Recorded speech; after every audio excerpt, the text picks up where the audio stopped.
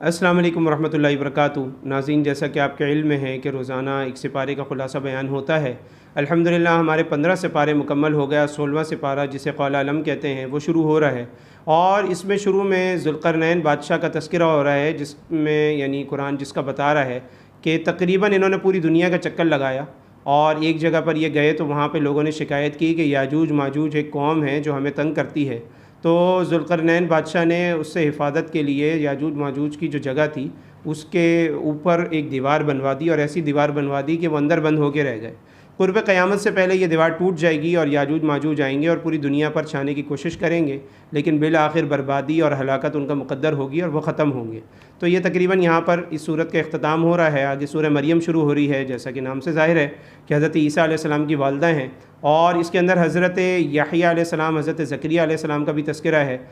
جیسا کہ روایات میں آتا ہے کہ حضرت زکریا علیہ السلام جو ہیں وہ بہت بوڑھے ہو گئے تھے، اور 120 سال تقریباً ان کی عمر ہو گئی تھی، تو فرشتے نے آ کے خوشخبری دی اولاد کی، اور حضرت یحییٰ علیہ السلام کی خوشخبری تھی، حضرت یحییٰ علیہ السلام کی پیدائش ہوئی۔ پھر اسی طریقے سے اس میں دوسرا تذکرہ حضرت مریم کا ہو رہا ہے کہ حضرت مریم علیہ السلام کی شادی نہیں ہوئی ہے، اور وہ بیت المقدس کے ساتھ ایک جگہ ہے جہاں پہ وہ عبادت کیا کرتی تھی، تو وہاں پر حضرت جبریل امین اچانک ظاہر ہوئے، اور حضرت مریم نے ان سے پناہ چاہی کہ میں اللہ کی پناہ چاہتی ہوں اس مرض سے۔ تو انہوں نے پھر اپنے آپ کو شو کروایا، ظاہر کیا اور بتایا کہ میں اللہ کا فرشتہ ہوں، اور اللہ تعالیٰ نے اولاد کی خوشخبری بھیجی ہے۔ تو انہوں نے کہا اولاد کیسے پیدا ہوگی، مجھے تو آج تک کسی مرد نے چھوا بھی نہیں۔ تو فرمایا کہ یہ اللہ تعالیٰ کی محض قدرت کاملہ سے یہ اولاد پیدا ہوگی۔ جب وہ اولاد پیدا ہو گئی اور حضرت مریم علیہ السلام ان کو لے کر آئیں، تو لوگوں نے کہا کہ بھئی تمہارے تو گھر والے ایسے نہیں تھے، اور وہ تو بہت پاک تھے، تم کیسی ہو؟ تو ظاہر ہے کہ اس میں اللہ تعالیٰ نے ان کو منع کیا کہ آپ نے نہیں بولنا۔ تو حضرت عیسیٰ علیہ السلام ماں کی گود میں انہوں نے باقاعدہ حضرت مریم علیہ السلام کی پاکیزگی کا اظہار فرمایا، اور فرمایا قال انی عبد اللہ، میں اللہ کا بندہ ہوں، آتانی الکتاب وجعلنی نبیّا، اور مجھے کتاب دی گئی ہے اور مجھے نبی بنا کے بھیجا گیا ہے۔ تو حضرت مریم علیہ السلام کی پاکیزگی خود حضرت عیسیٰ علیہ السلام نے دی ماں کی گود میں۔ دیکھیں یہ اللہ تعالیٰ کے لیے کیسے مشکل ہو سکتا ہے، اللہ تعالیٰ کے لیے تو ہر چیز بہت آسان ہے۔ انسان کی تخلیق پہ غور کر لیں کہ یہ والدین سے دونوں سے پیدا ہوا ہے انسان، عام انسان، لیکن اگر آپ حضرت آدم علیہ السلام کی تخلیق پہ غور کریں تو نہ حضرت آدم علیہ السلام کے والد ہیں نہ والدہ ہیں، پھر بھی ان کی پیدائش ہو رہی ہے۔ پھر اگر آپ حضرت حوا کی پیدائش پہ غور کریں تو حضرت حوا ماں سے تو پیدا نہیں ہو رہی، وہ بھی تو ایک مرد سے ہی جنم لے رہی ہیں، حضرت آدم علیہ السلام سے وہ پیدا ہو رہی ہیں۔ پھر اسی طریقے سے اگر آپ دیکھ لیں کہ جو حضرت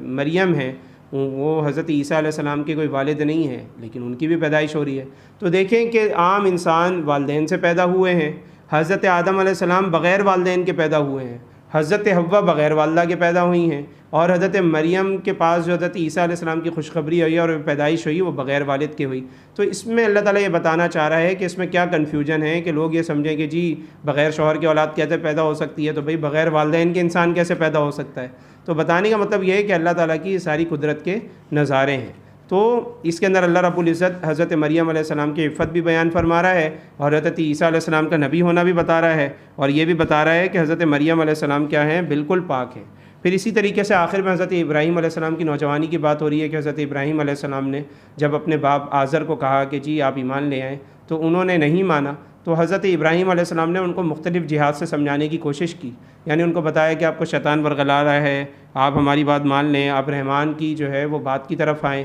آپ شیطان کی بات کی طرف نہ جائیں۔ تو وہ دھمکیوں کے اوپر اتر آئے۔ تو حضرت ابراہیم علیہ السلام جب تنگ آ گئے تو حضرت ابراہیم علیہ السلام نے وہاں سے ہجرت اختیار کی اور عراق سے شام کی طرف ہجرت کر لی۔ تو یہ اس میں بتایا جا رہا ہے۔ تو اس سے کیا بتایا جا رہا ہے کہ بھئی تبلیغ دین کے اوپر فوکس کریں نبی صلی اللہ علیہ وسلم کو اور امت کو، اور اس معاملے میں اگر کوئی ہجرت کا رستہ بھی اختیار کرنا پڑا، مشکل اختیار کرنی پڑی، تو اس سے بھی گریز نہیں کرنا چاہیے۔ آگے سورۃ الطٰہٰ شروع ہو رہی ہے۔ آپ کو پتہ ہے کہ یہ مکی صورت ہے، ہجرت سے پہلے نازل ہوئی ہے، اور یہی صورت ہے جو حضرت عمر رضی اللہ تعالیٰ عنہ کے ایمان لانے کا سبب بنا۔ آپ کو پتہ ہے مشہور واقعہ ہے کہ جب حضرت عمر رضی اللہ عنہ کی بہن اور بہنوئی ایمان لے کر آ گئے تو حضرت عمر رضی اللہ تعالیٰ عنہ کے پاس گئے، اور وہاں جا کر ایک بدمزگی بھی ہوئی۔ اس کے بعد حضرت خباب جو ان کو سورۃ الطٰہٰ کی تعلیم دے رہے تھے، یعنی قرآن کی، تو سورۃ الطٰہٰ کی کچھ چیزیں وہاں پہ موجود تھیں، آیات، اور ان کی تعلیم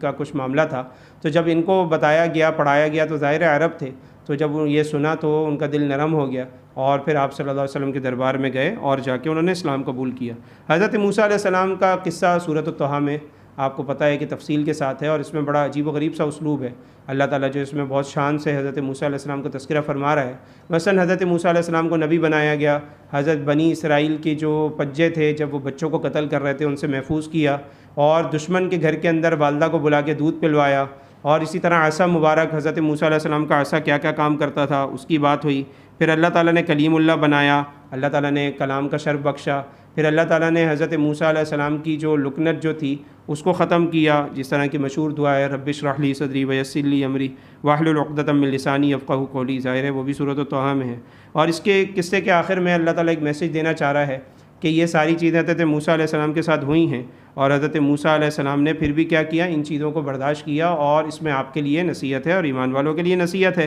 اور اس نصیحت کو غور سے پڑھیں اور اس نصیحت سے اعراض نہ کریں۔ اگر کوئی بھی اہل ایمان یا کوئی بھی شخص من اعرض عن ذکری فإن له معیشۃ ضنکا ونحشرہ یوم القیامۃ اعمی، اللہ تعالیٰ کہہ رہے ہیں جو ہمارے ذکر سے اعراض کرے گا، جو ہماری بات کو غور سے نہیں سنے گا اور ہمیں یاد نہیں کرے گا، تو معیشۃ ضنکا، تو آج ہم اس کی کیا کریں گے، معیشت کو ٹھپ کر کے رکھ دیں گے، اس کو بزنس میں لاس کر دیں گے، پھر وہ روتا گھومے 10,000 تعویذ لے لے، تو جب تک وہ اللہ تعالیٰ کے احکامات کی طرف نہیں آئے گا اس کے مال کے اندر برکت نہیں آئے گی بلکہ بے برکتی رہے گی۔ تو یہاں پر موٹی موٹی چیزیں بیان ہونے کے بعد اللہ تعالیٰ اس صورت کا یعنی اس سپارے کا اختتام ہو رہا ہے۔ تو ہماری اللہ رب العزت سے دعا ہے کہ جو کچھ ہم نے سنا اس پہ ہمیں عمل کی توفیق عطا فرمائے۔ وآخر دعوانا ان الحمد للہ رب العالمین۔